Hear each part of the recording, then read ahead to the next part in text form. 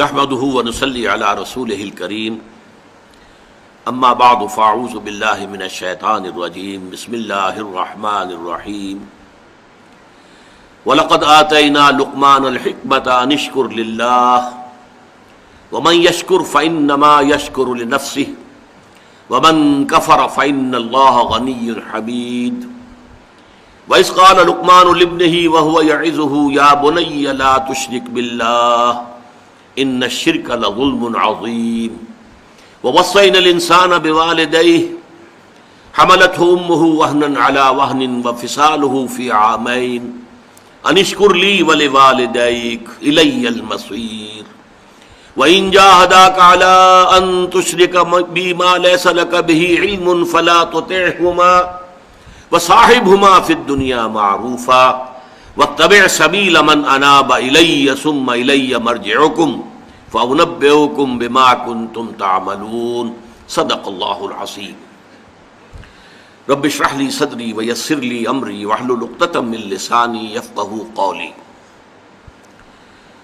سورہ لقمان کے اس دوسرے رکوع کے بارے میں جن پر کہ ہمارے اس منتخب نصاب کا تیسرا درس مشتمل ہے، کچھ ابتدائی تمہیدی باتیں بیان ہو چکی ہیں۔ آخری بات جو بیان ہو رہی تھی اس کا ایک پہلو رہ گیا۔ حضرت لقمان کی شخصیت کے بارے میں یہ بات سامنے آ چکی کہ وہ ایک قول کے مطابق عرب بائدہ سے متعلق تھے، قوم عاد جو اوریجنل قوم عاد تھی، اس کے بادشاہوں میں سے ایک بادشاہ تھے، یا ان پر عذاب آنے کے بعد جو اہل ایمان ان میں سے کچھ چلے گئے، یمن میں آباد ہو گئے، تو وہاں جو ان کا ایک نظام بنا اس کو وہاں کے بادشاہ تھے، واللہ عالم۔ لیکن دوسری رائے جو ہے زیادہ وزنی ہے، صحابہ کرام سے جو مروی ہے، وہ یہ ہے کہ وہ سوڈان اور مصر کے درمیان نوبیا کا علاقہ، وہاں کے رہنے والے ایک شخص تھے اور سیاہ فام تھے، پیشے کے اعتبار سے بڑھئی تھے، لیکن اللہ تعالیٰ نے حکمت سے نوازا تھا، عقل سلیم، فطرت سلیمہ، یہ دو نعمتیں ملی تھی جس سے وہ بہت سے بنیادی حقائق جو ہیں فلسفے کے، ان کو انہوں نے حل کیا۔ دوسرا پہلو ان کے بارے میں یہ نوٹ کر لیجئے کہ تقریباً اجماع ہے کہ نہ وہ نبی تھے اور نہ کسی نبی کے پیروکار تھے، اس پر اجماع ہے۔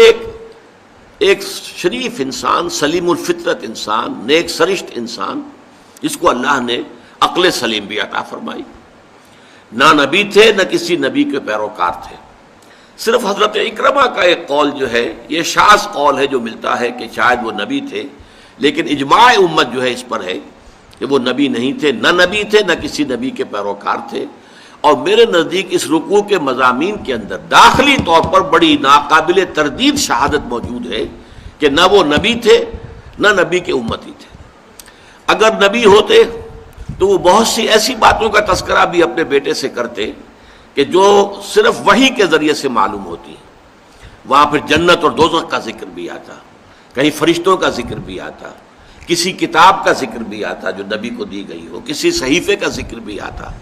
ان تمام چیزوں سے یہ پورا رکوع خالی ہے۔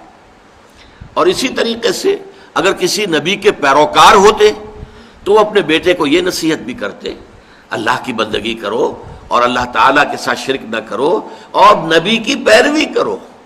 اتباع رسول اور اتباع نبی کی تلقین سے ان کی نصیحت خالی نہیں ہو سکتی تھی اگر وہ خود کسی نبی کے پیروکار ہوتے، امتی ہوتے۔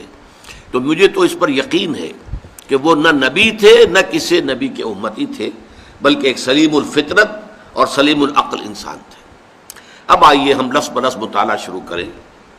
وَلَقَدْ آتَيْنَا لُقْمَانَ الْحِكْمَةَ أَنِ اشْكُرْ لِلَّهِ، اور ہم نے لقمان کو دانائی اور حکمت عطا کی کہ کر شکر اللہ کا۔ حکمت کے موضوع پر کچھ گفتگو ہو چکی ہے کہ حکمت کسے کہتے ہیں۔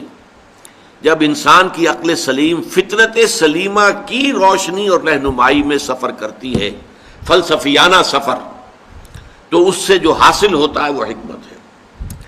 شکر کسے کہتے ہیں؟ شکر اصل میں ایک جذبہ ہے کہ جو کسی کے ساتھ اگر کسی نے خیر کیا ہو، بھلائی کی ہو، احسان کیا ہو، کسی تکلیف سے اس کو بچایا ہو، چھٹکارا دلایا ہو، تو ایک جذبہ پیدا ہوتا ہے انسان کے قلب کی گہرائی سے۔ اب اسے ہم جذبہ تشکر کہیں گے، جذبہ امتنان کہیں گے. یہ قلب کی گہرائی سے ابھرتا ہے اور پھر زبان پر بھی آتا ہے. آپ کا شکریہ، میں آپ کا شکریہ ادا کرتا ہوں. یہ شکر جو ہے در حقیقت یہ فطرت کی صحت کی علامت ہے. اگر فطرت صحیح ہے تو شکر لازماً ہوگا، اور اگر شکر نہیں ہے تو معلوم ہوا کہ فطرت مسخ ہو چکی ہے. آپ کے ساتھ کسی نے بھلائی کی اور آپ کے اندر یہ جذبہ بھی پیدا نہیں ہوا. یہ تو حیوانات تک کے اندر ہے. آپ کسی پیاسے جانور کے سامنے پانی رکھیے، کوئی بکری ہو، کوئی اور ہو، کوئی گائے ہو، پیاسا ہو، بندھا ہوا ہے، وہ تو ادھر ادھر دوڑ کر اپنی پیاس پوری نہیں کر سکتا. بالٹی میں پانی رکھ دیجیے، وہ پی کر پھر وہ آنکھیں اٹھا کر آپ کو دیکھے گا. وہ جانور تو اس کی آنکھوں کے اندر سے آپ کو جذبہ تشکر چھلکتا ہوا نظر آئے گا. اسی معنی میں عجیب بات یہ ہے، عین کہتے ہیں آنکھ کو، اور عین کہتے ہیں چشمے کو بھی. عرب کہتے تھے عین شکرا، وہ چشمہ جس میں سے پانی خود بخود ابل رہا ہو، نکل رہا ہو، نیچے سے زمین سے ابلتا ہو، عین شکرا. اور دابۃ شکور کہتے تھے ایسے حیوان کو. آپ کے ہاں کو گائے ہے، بھینس سے بندھی ہوئی ہے، آپ اس کی ٹہل سیوا کر رہے ہیں، اچھی خوراک دے رہے ہیں، غذا دے رہے ہیں، نہلاتے بھی ہیں گائے بھینس کو، تو پھر اس کا ظہور اس کے بدن پر ہونا چاہیے، اس پہ فربہی آنی چاہیے. تو اس کو کہیں گے دابۃ شکور. یہ شکر گزار جانور ہے کہ اس کے ساتھ جو بھلائی ہو رہی ہے، جو خیر ہو رہا ہے، اس کے نتائج اس پر ظاہر ہو رہے ہیں. تو یہ فطرت کی در حقیقت صحت کی علامت ہے. پرانی کہانی آپ نے بھی بچپن میں پڑھی ہوگی کہ ایک غلام کہیں بھاگا ہوا تھا اور اسے راستے میں ایک جگہ اس نے دیکھا ایک شیر پڑا ہوا کراہ رہا ہے، اور اس کو شدید تکلیف تھی. اس کے پاؤں میں ایک کانٹا چبھا ہوا تھا. ظاہر بات ہے شیر نہیں نکال سکتا تھا اس کو. اس غلام نے اس کا کانٹا نکال دیا. اس شیر نے صرف اسے سونگھا اور چلا گیا. اس کے بعد وہ غلام پکڑا گیا، اور جیسے کہ ہوتا تھا رومن اور گریک دور میں کہ بھاگا ہوا غلام جب پکڑا جاتا تھا تو پھر شیروں سے پھڑواتے تھے اس کو. ان کے جو بڑے وہ ہوتے تھے، یہ اسٹیڈیمز بنے ہوئے ہوتے تھے، اس میں آ کر جو ہے اس غلام کو چھوڑ دیا، اور پھر بھوکا شیر جو ہے وہ پنجرے میں سے نکالا تاکہ وہ اس کو بھموڑے اور ختم کرے. تو اس نوجوان کو، اس غلام کو بھی پھینکا گیا. اس کے بعد جو شیر کا پنجرا کھولا تو شیر آیا، اس نے سونگا اور اس کو چھوڑ کر علیحدہ بیٹھ گیا. لوگ حیران ہوئے. معلوم ہے یہ وہی شیر تھا کہ جس کے پاؤں سے کانٹا نکالا تھا اس غلام نے، جبکہ وہ بھاگا پھر رہا تھا، چھپتا پھر رہا تھا جنگلوں میں. بہرحال یہ شے سمجھ لیجئے کہ شکر جو ہے در حقیقت یہ فطرت کی صحت کی علامت ہے. یہاں تک فرمایا حضور نے من لم یشکر الناس لا یشکر اللہ. یہ شکر ایسی شے ہے جو انسانوں کا شکر گزار نہیں ہے، وہ کبھی اللہ کا شکر گزار بھی نہیں ہو سکتا. فطرت مسخ ہو چکی ہے. کسی نے آپ کے ساتھ بھلائی کی اور آپ کے اندر سے وہ جذبہ تشکر ابھرا ہی نہیں. معلوم ہے فطرت کے سوتے خشک ہو چکے ہیں. وہ کنواں جس کے اندر لانے والے پانی کے سوتے خشک ہو چکے ہیں، پانی کہاں رہے گا اس میں؟ تو خالی کنواں ہے. تو تمہاری بھی فطرت جو ہے خالی ہو چکی ہے، اور تمہارے اندر وہ جو جذبہ تشکر موجود نہیں ہے، تو گویا کہ فطرت کے سوتے خشک ہو چکے. اب اصل بات کیا ہے؟ اس فطرت کے بعد اصل منعم کو پہچاننا.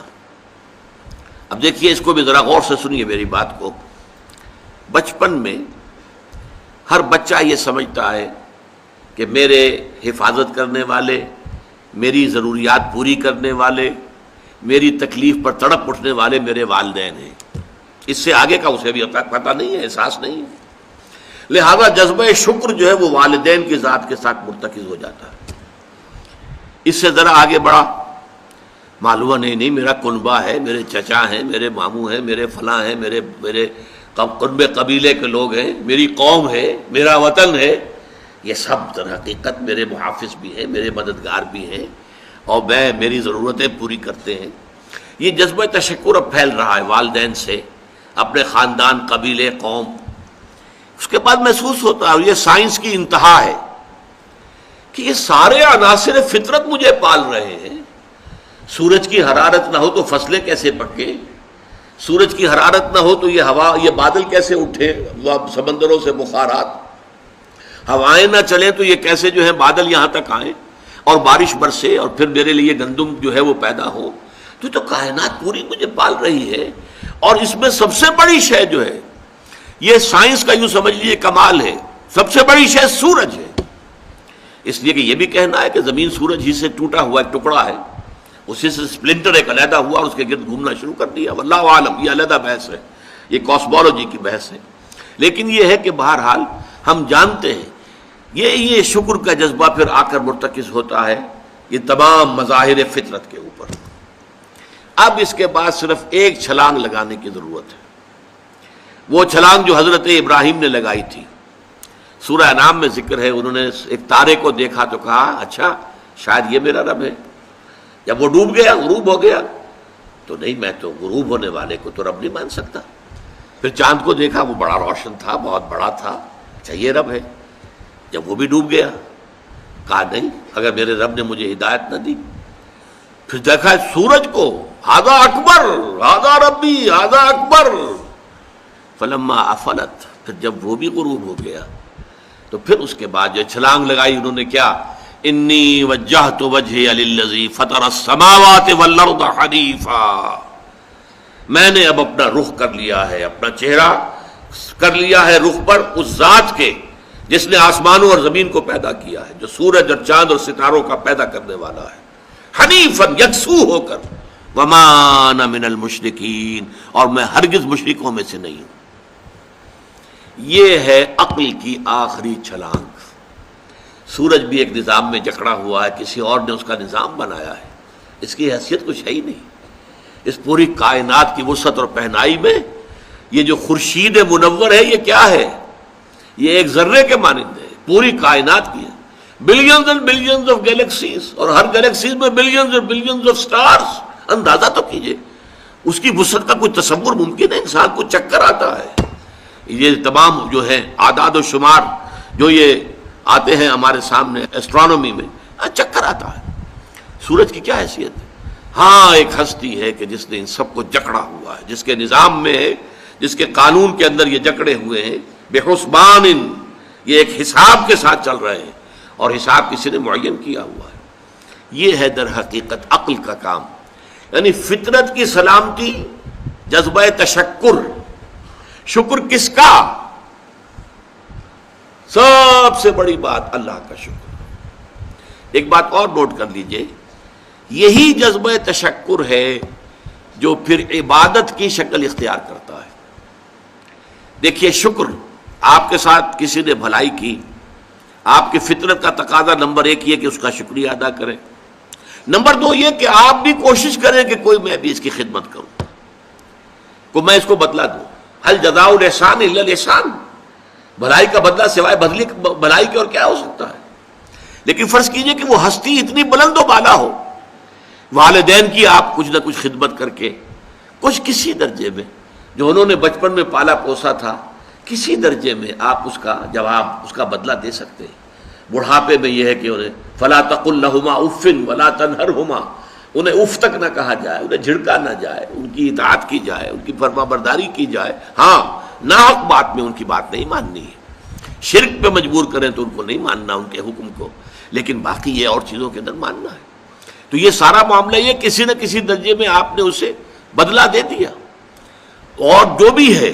لیکن جہاں کہیں ایسی ہستی کا شکر ہے کہ جسے آپ کو بدلہ دے نہیں سکتے، سورج کو کیا بدلہ دیں گے، وہاں یہی جذبہ تشکر جو ہے جذبہ عبادت میں ڈھل جاتا ہے. ہاتھ جوڑ کے کھڑے ہو گئے سورج کے سامنے، ڈنڈوت کر رہے ہیں، سجدہ کر رہے ہیں. یہ کیا ہے، کیوں ہے؟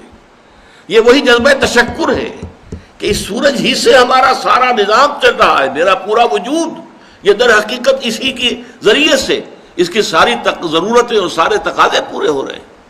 یہی جذبہ تشکر ہے جو جذبہ عبادت کی شکل اختیار کرتا ہے.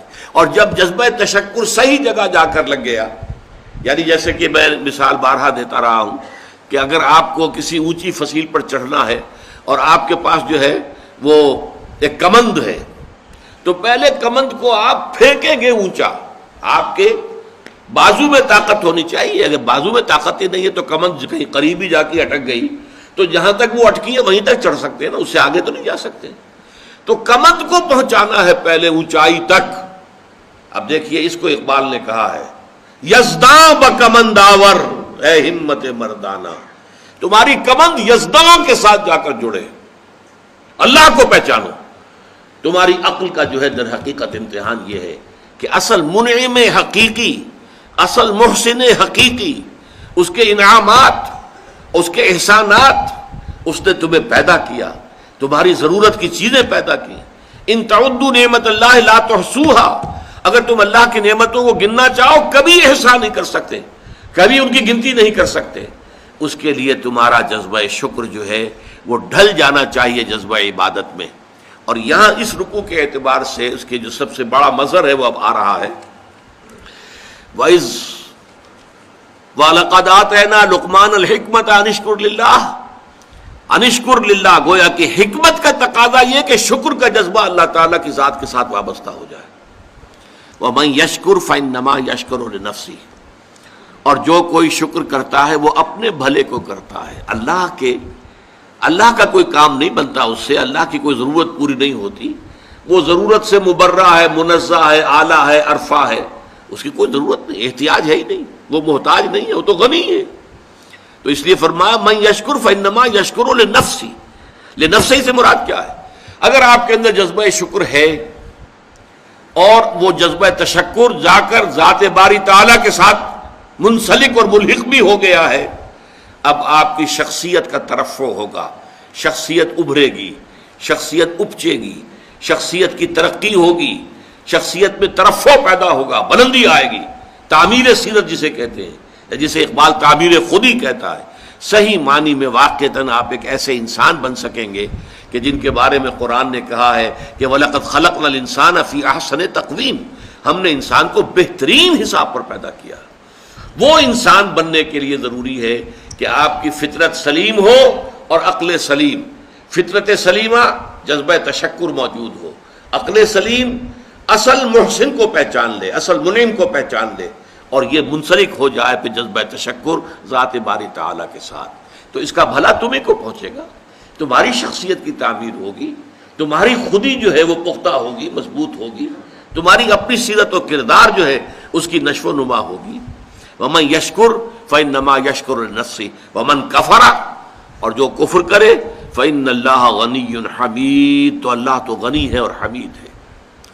کفر کے بھی لفظی معنی پہچان لیجئے.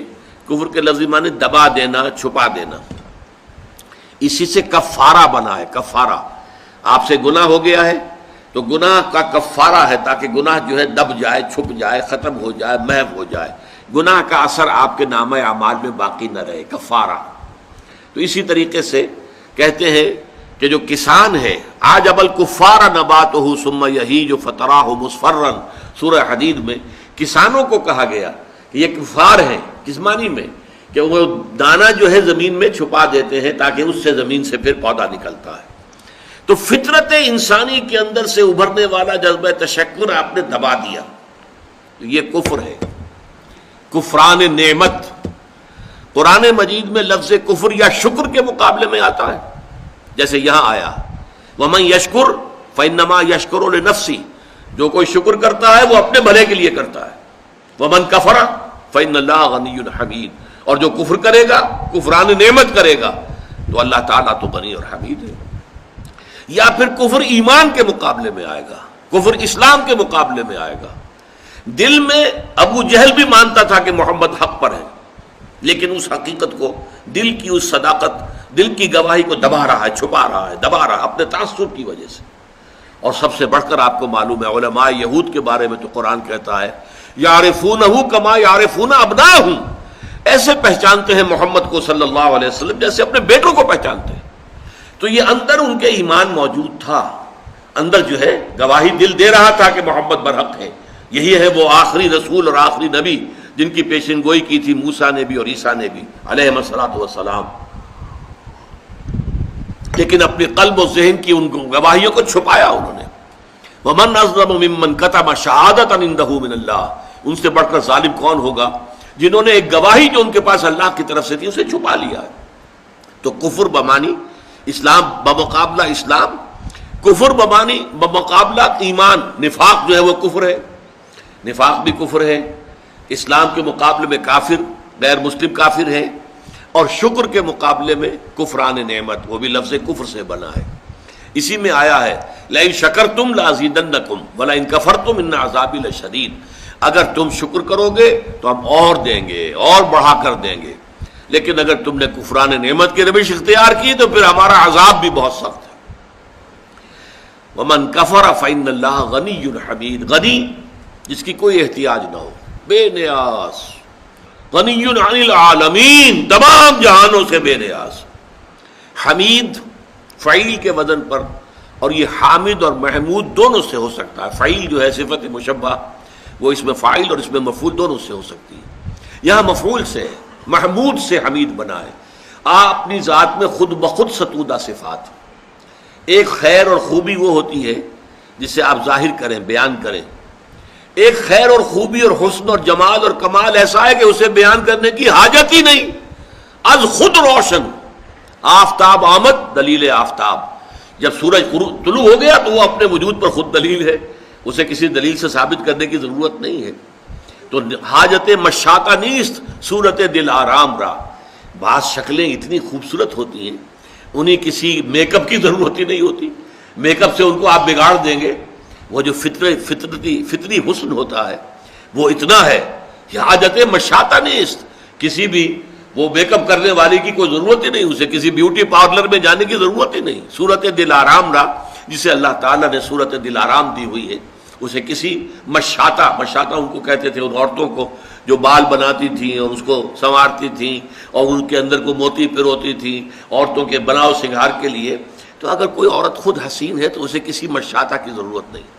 تو اللہ تعالیٰ اتنا حسین ہے، اس کا جلال و کمال اتنا از خود ہویدہ ہے کہ اسے کسی کے حمد کی حاجت نہیں۔ یہ تو پہلی آیت ہوئی اس رکوع کی۔ اب چلیے حضرت لقمان کی نصیحت کیا تھی۔ وَإِذْ قَالَ لُقْمَانُ لِابْنِهِ وَهُوَ يَعِظُهُ يَا بُنَيَّ لَا تُشْرِكْ بِاللَّهِ إِنَّ الشِّرْكَ لَظُلْمٌ عَظِيمٌ۔ اور یاد رکھو یاد کرو جب کہ کہا تھا لقمان نے اپنے بیٹے سے یا بنیا۔ اب یا بنیا سے یہ نہ سمجھے کسی چھوٹے سے بچے کو، پرائمری جماعت کے طالب علم سے یہ باتیں ہو رہی ہیں، بلکہ یہ کہ باپ کے لیے بیٹا کتنا ہی بڑا ہو جائے وہ چھوٹا سا ہی ہوتا ہے۔ اس کو جب بھی خطاب کرے گا محبت کے ساتھ، جیسے حضرت ابراہیم نے اپنے والد کو خطاب، یا ابت، یا ابت، ابا جان، ابا جان، ابا جان، یہ سورہ مریم میں آپ پڑھتے ہیں۔ یہاں یا بنیا، یا بنیا میرے بچے، اس لیے کہ ظاہر بات ہے کہ باپ کے لیے اولاد وہ بچوں ہی کے مانند ہوتی ہے، چاہے وہ خود کتنی بڑی ہو چکی ہو۔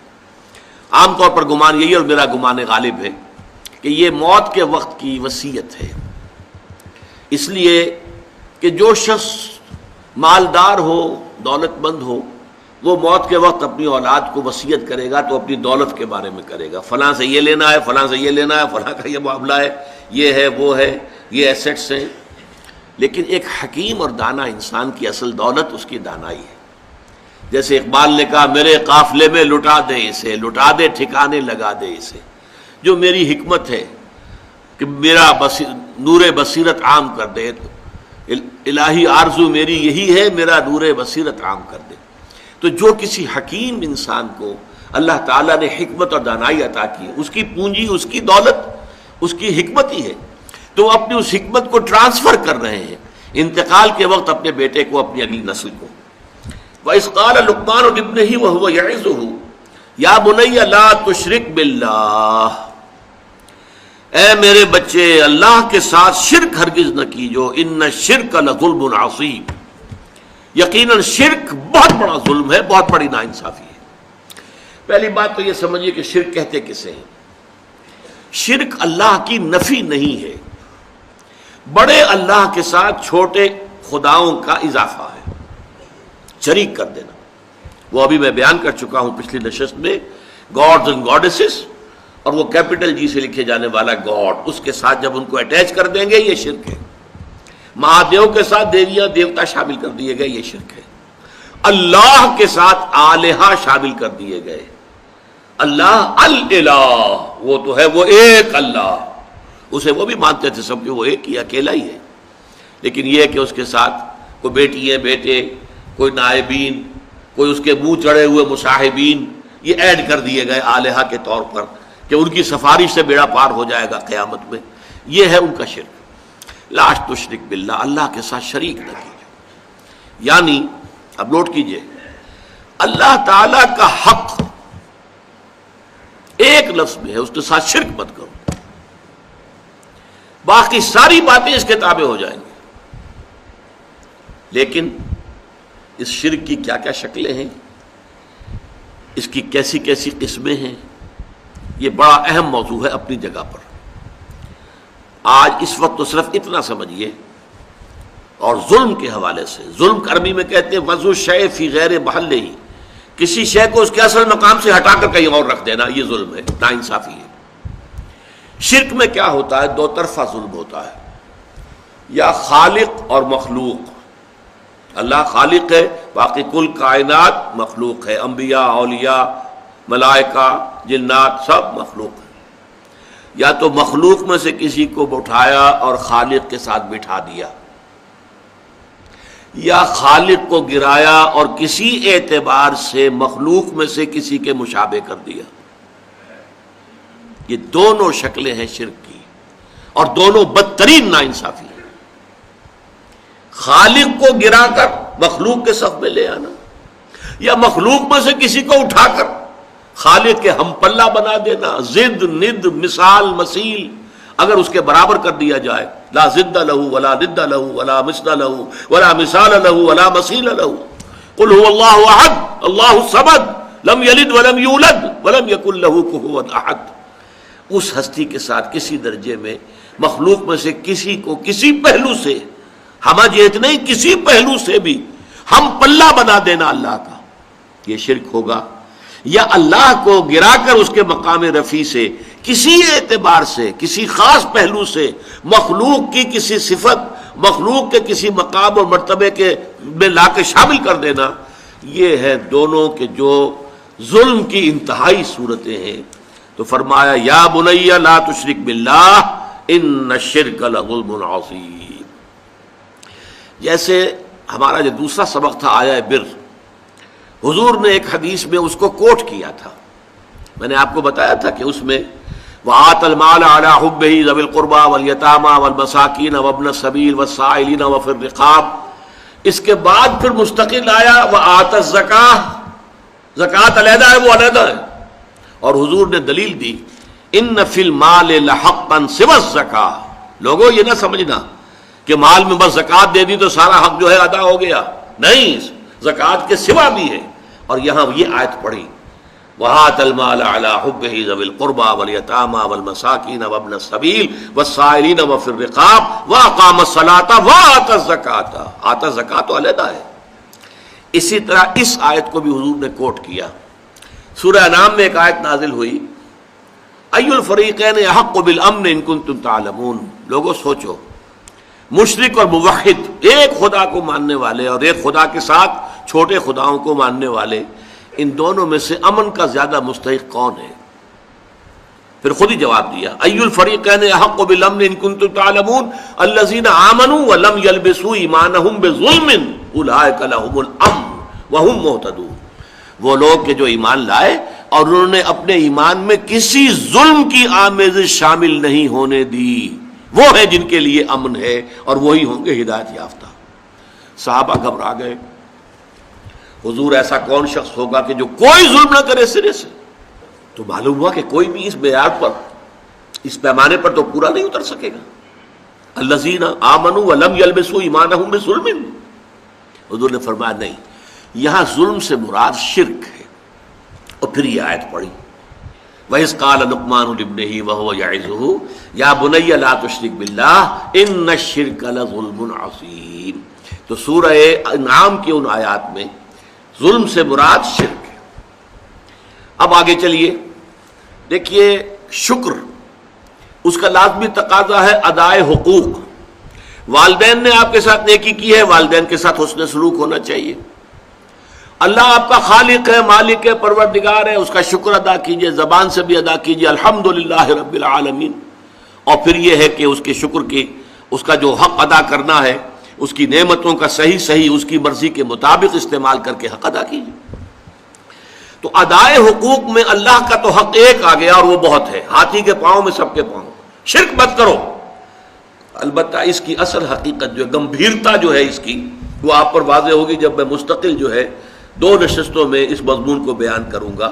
ابھی یہ ہم سبق جو ہے مکمل کر لیں، لیکن اس کے بعد تفصیل سے گفتگو ہوگی کہ شرک کی اقسام کیا ہے، ورنہ یہ کہ ہم سمجھتے ہیں کہ ہم تو شرک سے پاک ہیں، لیکن نہ معلوم کیسے کیسے شرک جو ہیں، اگرچہ بت ہے جماعت کی آستینوں میں، مجھے ہے حکم اذاں لا الہ الا اللہ، اور تیرا دل تو ہے صنم آشنا، تجھے کیا ملے گا نماز میں؟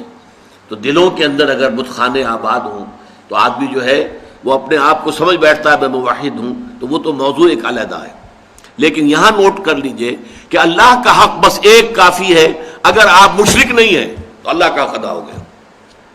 چنانچہ آپ دیکھیں کہ قرآن میں حضرت ابراہیم کا جہاں ذکر آتا ہے وَمَا كَانَ مِنَ الْمُشْرِكِينَ، گویا کہ آخری سند، آخری سرٹیفکیٹ، آخری ٹیسٹیمونیل جو دی گئی کیا ہے، وہ مشرک نہیں تھے، ہر نوع کے شرک سے پاک اور مبرہ اور منزہ وہ ذات تھی حضرت ابراہیم علیہ السلام کی۔ اس لیے وہ امام الناس بنائے گئے، ابو الانبیاء بنائے گئے، خلیل اللہ بنائے گئے، واتخذ اللہ ابراہیم خلیلا۔ لیکن اب اگلا جو حق ہے، اللہ کے بعد مخلوقات میں سب سے بڑا حق والدین کا ہے۔ اس کو اب میں وہ بات بیان کر رہا ہوں کہ اللہ تعالیٰ نے بیچ میں دخل دیا ہے۔ حضرت لقمان کی نصائح کی ابھی ایک ہی آیت آئی ہے، اور اس کے بعد اللہ نے فرمایا وَوَصَّيْنَا الْإِنسَانَ بِوَالِدَيْهِ، یہاں اللہ کا کلام شروع ہو گیا، اس لیے کہ حضرت لقمان سلیم الفطرت انسان، ان کو یہ بات زیب نہیں دیتی تھی کہ اپنے بیٹے سے اپنے حقوق بیان کریں۔ اللہ تعالیٰ کا معاملہ تو یہ ہے واللہ لا یستحیی من الحق، لیکن انسانوں کو جیسا کہ سورہ احزاب میں بھی آیا ہے، حضور کو بھی بعض اوقات صحابہ کے طرز عمل سے تکلیف ہوتی تھی، لیکن یہ کہ قرآن مجید میں آیا ہے کہ وہ تم سے حیا کی وجہ سے تم سے کہتے نہیں ہیں، تم کھانا کھانے کے بعد بیٹھے رہتے ہو وہاں پہ، ان سے انہیں تکلیف ہوتی ہے، ان کے معمولات میں خلل پیدا ہوتا ہے، لیکن یہ کہ اللہ تعالیٰ کو حق کے کہنے میں کوئی باک نہیں ہے۔ تو یہاں اللہ نے گویا کہ اس خلا کو مکمل کیا ہے کہ اللہ کے حقوق وہ تو ایک لفظ میں آ گئے لا تشرک باللہ، لیکن یہ کہ اللہ کے بعد سب سے بڑا حق انسانوں کے اوپر والدین کا ہے، اس لیے کہ اصل کریٹر وہ ہے، اصل سسٹینر وہ ہے، لیکن ذریعہ تخلیق والدین بنے ہیں۔ والدین کے نطفے ہی سے تو والدہ کے رحم کے اندر آپ کی زندگی کا، آپ کے وجود کا آغاز ہوا ہے، پھر والدہ نے آپ کو اپنے خون سے، آپ نے اس کا خون چوسا ہے، ایک بہت بڑی جونگ کی طرح جو ہے پیٹ کے اندر وہ بچہ جو ہے ماں کا خون چوس رہا ہے اور اسی سے پل بڑھ رہا ہے، پھر یہ کہ 9 مہینے تک اس نے اپنے پیٹ میں رکھا ہے، پھر جو وضع حمل ہوا ہے کس قدر تکلیف اور شدت کی کیفیت کے ساتھ ہوا ہے، پھر اس نے اپنے خون ہی کی توانائی ہے جو دودھ کی شکل میں تمہاری غذا کے طور پر تمہیں پلائی ہے، تو ان کا حق جو ہے تمام انسانوں میں فائق، جملہ مخلوقات میں فائق تر حق ہے والدین کا۔ وَوَصَّيْنَا الْإِنسَانَ بِوَالِدَيْهِ، اور ہم نے والدین کے بارے میں انسان کو وصیت کی۔ یہ وصیت در حقیقت فطرت انسانی کے اندر موجود ہے، والدین کے ساتھ یہ حسن سلوک فطرت انسانی کے اندر موجود ہے۔ وہ شکر کا جذبہ جو ہے، میں نے تو آپ سے عرض کیا، سب سے پہلے تو والدین ہی سے منسلک ہوتا ہے، والدین ہی اس کے پروٹیکٹر ہیں۔ بچے کو کسی طرح سے خوف ہوتا ہے، بھاگتا ہے دوڑ کر ماں کی چھاتی سے چپٹ جاتا ہے، گود میں داخل ہو گیا، وہ سمجھتا ہے کہ میں تو قلعے کے اندر آ گیا، چاہے یہ کہ کوئی درندہ صفت، کوئی سکھ ہے، کوئی اور ہے، کوئی یہودی ہے، وہ اس بچے کو کھینچتا ہے ماں کی گود میں سے اٹھا کر اور اچھالتا ہے اور کسی نیزے کے اندر پرو دیتا ہے، یہ دوسری بات ہے، لیکن بچہ اپنی ماں کی گود میں پہنچ کر یہ سمجھتا ہے کہ میں تو قلعے کے اندر آ گیا ہوں، محفوظ ہو گیا ہوں، لہذا اس کا جذبہ تشکر پورا والدین کی ذات کے ساتھ اس کو برقرار رہنا چاہیے، یہ جذبہ تشکر۔ اور اس میں خاص طور پر یہی وجہ ہے قرآن مجید میں آپ دیکھیں گے کہ یہ 4-5 مقامات ایسے ہیں، سورہ بقرہ میں بھی ہے، سورہ نساء میں بھی ہے، سورہ انعام میں ہے، سورہ بنی اسرائیل میں ہے، کہ والدین کا حق اللہ کے حق کے فوراً بعد وَقَضَىٰ رَبُّكَ أَلَّا تَعْبُدُوا إِلَّا إِيَّاهُ وَبِالْوَالِدَيْنِ إِحْسَانًا، اور تیرے رب نے فیصلہ کر دیا ہے کہ تم نہیں بندگی کرو گے، پرستش کرو گے کسی کی سوائے اللہ کے، اور والدین کے ساتھ نیک سلوک، یعنی اللہ کے ذکر کے فوراً ساتھ جڑا ہوا، جیسے یہاں ہے انشکر لی ولوالدیک، شکر کرو میرا۔ دیکھیے اللہ کو اپنا حق جتانے میں کوئی حیا نہیں ہے، کوئی شرم نہیں ہے، اللہ نے اپنا حق کرو میرا شکر۔ انشکر لی، کریٹر میں ہوں، تمہاری ماں کے دل میں ممتا میں نے ڈالی ہے، تمہارے باپ کی شفقت جو ہے وہ جو میری اس کے دل میں تھی تمہارے لیے وہ میں نے پیدا کی تھی. تو اصل کریٹر اور سسٹینر تو میں ہوں. میرا شکر. اور یہاں پہلے اپنے شکر کا ذکر کیا، حالانکہ یہاں ذکر ہو رہا ہے والدین کا. وَوَصَّيْنَا الْإِنسَانَ بِوَالِدَيْهِ، ہم نے وصیت کی انسان کو والدین کے بارے میں، لیکن اس کا اختتام جو ہو رہا ہے ان اشکر لی، شکر کرو میرا، وَلِوَالِدَيْكَ، اور اپنے والدین کا. اِلَيَّ الْمَصِيرُ، بالآخر تو میری ہی طرف لوٹ کر آ جانا ہے. تم بھی آ جاؤ گے، تمہارے والدین بھی آ جائیں گے. لیکن یہاں نوٹ کیجئے والدین میں سے والدہ کے حق کو فائق قرار دیا گیا. حملتہ امہ وہنا علی وہن، اسے اٹھائے رکھا اس کی ماں نے کمزوری پر کمزوری جھیل کر. ظاہر بات ہے نقاہت ہوتی ہے عورت کے اندر، جیسا کہ میں نے ابھی عرض کیا تھا، ایک جونک ہے جو اس کا خون چوس رہی ہے مسلسل. اس کو نقاہت ہو رہی ہے کہ نہیں ہو رہی؟ وہنن علی وہن، کمزوری پر کمزوری، ضعف پر ضعف جھیلتے ہوئے اس نے اسے اٹھائے رکھا. حملتہ امہ وہنا علی وہن وفصالہ فی عامین، اور پھر دودھ کا چھڑانا ہوا 2 سال میں. نارمل جو ہے رضاعت کا حق. آج کل تو بہرحال اب دوبارہ توجہ ہو رہی ہے، اور سائنسک جو ہے جو اکتشافات ہیں ان سے بھی، کہ یہ بریسٹ فیڈنگ جو ہے یہ بہت بہتر ہے. یہ باٹل فیڈنگ جو ہے یہ چاہے کتنا اچھے سے اچھا دودھ ہو، ماں کے دودھ کا بدل کوئی نہیں. وفصالہ فی عامین، اور اس کا دودھ چھڑانا 2 سالوں میں. انشکر لی، اسی لیے حدیث میں آتا ہے کہ ایک صحابی نے حضور سے پوچھا کہ حضور میرے حسن سلوک کا اولین مستحق کون ہے؟ آپ نے فرمایا تمہاری والدہ. انہوں نے پھر پوچھا ان کے بعد کون؟ پھر فرمایا تمہاری والدہ. پھر پوچھا ان کے بعد کون؟ پھر فرمایا تمہاری والدہ. 4تھی مرتبہ پوچھا پھر کون؟ تو فرمایا تمہارے والد. یعنی والد کے حقوق والدہ کے حقوق سے تہائی ہیں، یا یوں کہیے کہ والدہ کے حقوق والد کے حقوق سے 3 گنا ہیں. اور یہ بات اس لیے کہ واقعتاً جو مشقت ماں جھیلتی ہے باپ کی نہیں ہوتی. رات کو بھی ماں جاگتی ہے بالعموم، وہ باپ کو تو چاہتی ہے کہ سویا رہے، اسے کل جا کے کام کرنا ہے، مزدوری کرنی ہے یا کچھ اور کرنا ہے. بچہ رو رہا ہے تو وہ ماں جو ہے وہ اپنی نیند حرام کرے گی، کوشش کرے گی کہ باپ کی نیند میں خلل نہ آئے. یہ سارا جو ہے بوجھ جو ہے اٹھایا ہے ماں نے، جسمانی طور پر بھی، ذہنی طور پر بھی، نفسیاتی طور پر بھی.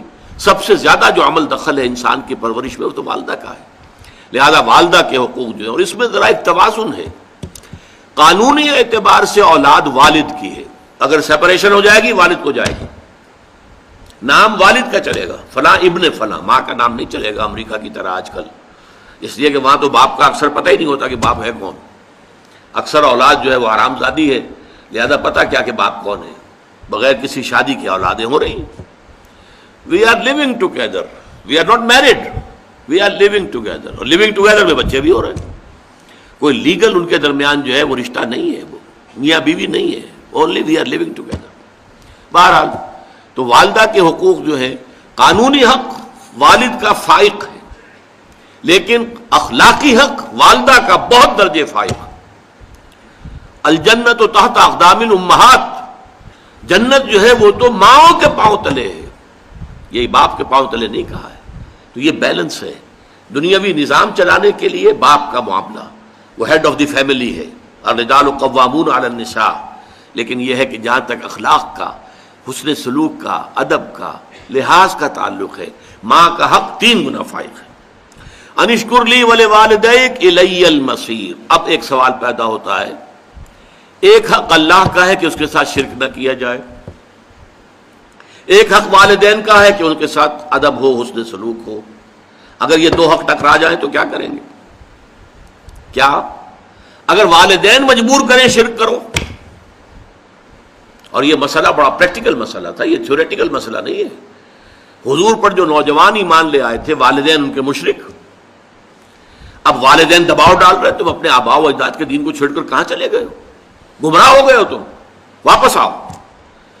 بعض کا معاملہ آتا ہے کہ ماں اکیلی تھی، باپ فوت ہو چکا تھا، اور ماں نے ہی پالا پوسا تھا سعد ابن ابی وقاص کو، اور ماں نے پھر مرن برت رکھ لیا، نہ کچھ کھاؤں گی نہ پیوں گی، اپنے آپ کو ہلاک کر لوں گی جب تک سعد اپنے باپ کے دین میں واپس نہیں آتا. یہ کیا کیا سعد نے؟ اپنے باپ کا دین چھوڑ بیٹھا. تو ایک بہت بڑا اشکال، بہت بڑا مسئلہ، بہت بڑا پرابلم لوگوں کے لیے پیدا ہو گیا. کیا کریں؟ فطرت یہ کہتی ہے ماں ہے، ماں نے پالا پوسا ہے، کتنا احسان مجھ پر ہے اور اس کا حق مجھ پر کتنا ہے۔ دوسری طرف یہ کہ حق تو یہ ہے کہ اللہ کے ساتھ شرک نہیں کرنا۔ اب ٹکراؤ ہو گیا تو اس مسئلے کا عملی حل بتا دیا، وَإِن جَاهَدَاكَ عَلَىٰ أَن تُشْرِكَ بِي مَا لَيْسَ لَكَ بِهِ عِلْمٌ فَلَا تُطِعْهُمَا كُلًّا كُلًّا۔